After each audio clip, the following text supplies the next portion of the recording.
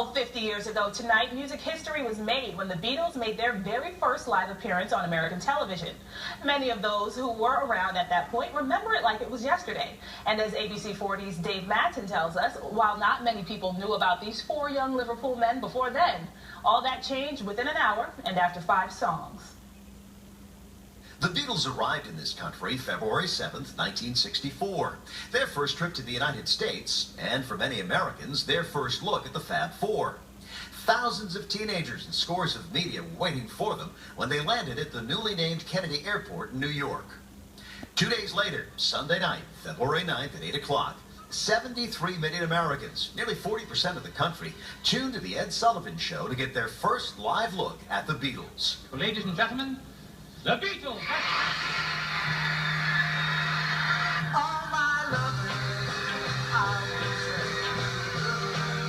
Jim Knapp has been a radio personality here in Western Mass for decades. He was 11 years old back in 1964. I remember watching it, and I'm kind of embarrassed to say this, but I didn't like their hair. I remember telling Mom and Dad, "Oh, I don't like that long hair, but I like the music." It was a look and sound never seen or heard before. Ray Kelly is the arts and entertainment editor for the Springfield newspapers. He's also a longtime Beatles fan. The sound at that time, pre-Beatles, so look at the charts. You had Frankie Avalon, the Bobby Rydell, you had a lot of male solo singers. It was a group sound. Also, you had an act that was writing its own material. But a lot of the pop acts at that time were manufactured acts with songwriters producing it and a system turning out the hits. By the time the Beatles appeared on The Sullivan Show, they had their first #1 hit in America.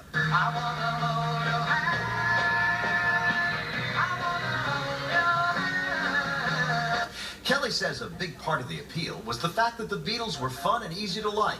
They also wrote and performed their own music. I mean, these were guys working class guys from Liverpool, the north of England, that just knew how to appeal to people, how to connect with an audience. You can honestly say that the night the Beatles appeared on the Ed Sullivan Show, February 9th, 1964, really changed the face of music. But it also came at a critical time for Americans. We were less than 3 months away from the assassination of John F. Kennedy. It really changed the mood of the country. I think that people wanted to feel good. It was 80 days of mourning. It was a youthful president, a young family, 2 small children, a tragic death.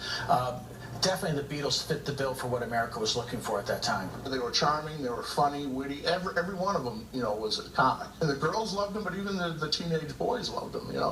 They were and a lot of parents liked them. My parents were a little older generation, but most parents liked them too. The Beatles broke up and went their separate ways in 1970. John Lennon was shot and killed in New York City in December 1980, and George Harrison died of lung cancer 21 years later. But Paul McCartney and Ringo Starr, both now in their 70s, continue to perform around the world to huge crowds. The music of the Beatles, as popular now as it was 50 years ago. Paul McCartney and Ringo both say you see all different ages in their audience.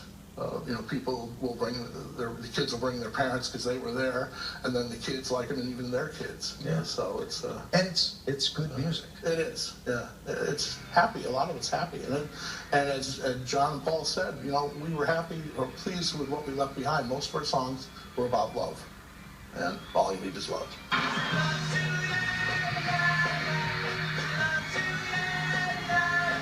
Dave Madsen, ABC 40.